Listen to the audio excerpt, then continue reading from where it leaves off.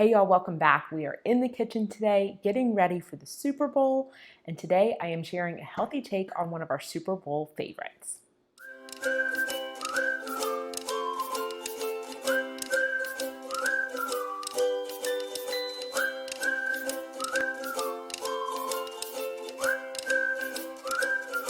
All right, before we dive in, don't forget to go ahead and hit the subscribe button if you are not already subscribed, and then we will get started on today's treat. All right, so I think for many of you, I know I'm speaking for myself here when I say the best part of the Super Bowl is the snacks.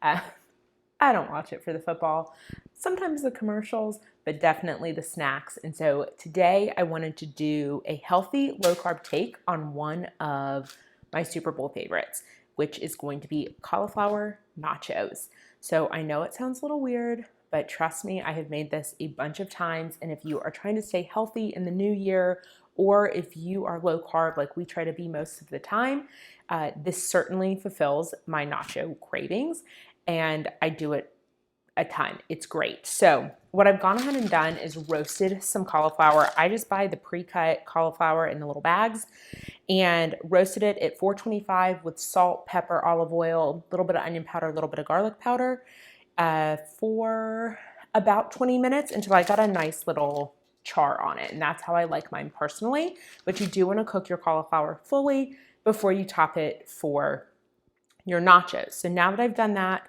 I have all of my toppings here on the side. So if you guys caught, I think it was the first video I did this year, you can go back and watch it, where I talk about entertaining essentials.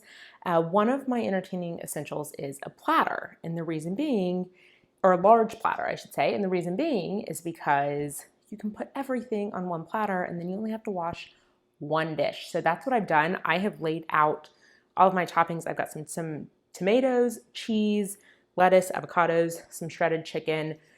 You can do whatever toppings you want on your nachos, but nachos are it's a great Super Bowl dish, but it's also a great party dish because everybody can customize them to their own liking. So you could have 2 servings with on one platter. You could buy little disposable pans that everybody could make their own in. You could have cauliflower, you could have chips, you could have different kinds of chips.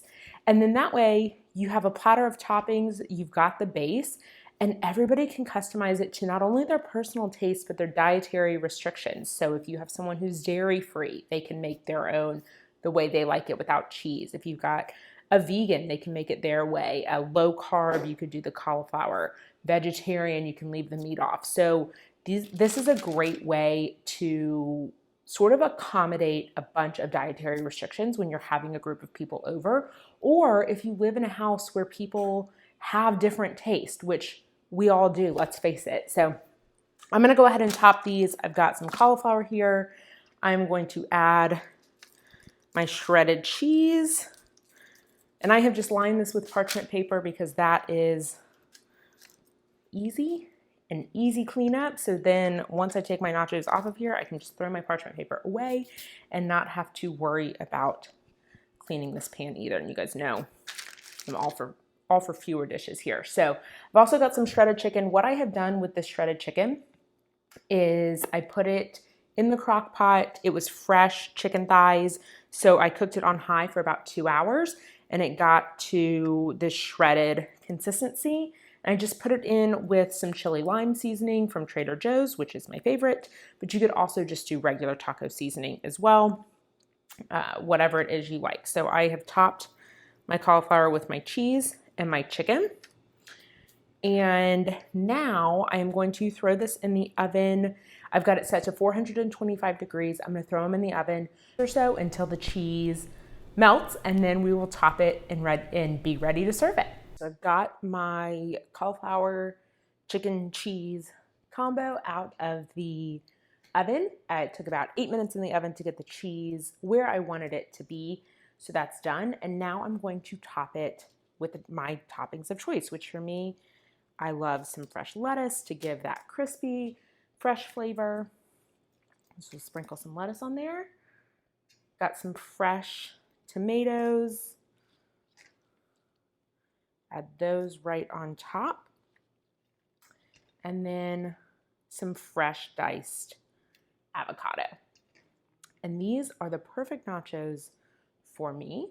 But the beauty of this, like I said, is you can completely customize it to your taste. So this is not only a great, healthy, low carb Super Bowl option for you, but if you have a bunch of guests coming over, or even if the people inside your home all have different tastes, you can set up a nacho bar.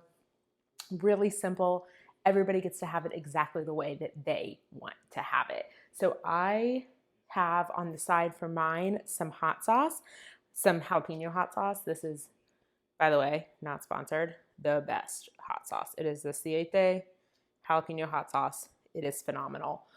So I will put some of that on top of mine when I serve it up, as well as some sour cream. You could do some regular salsa, some tomatillo salsa, whatever it is that you have. The possibilities are endless. So that's what we have for you today. Just a little recap of what I did. I roasted cauliflower in the oven with olive oil, salt, pepper, onion powder, and garlic powder at 425 for about 20 minutes until it had a good little char on it. Topped that with some shredded chicken that I did in my crock pot with chili lime seasoning. And I did that in the crock pot on high for about 2.5 hours for 2 pounds of fresh chicken thighs.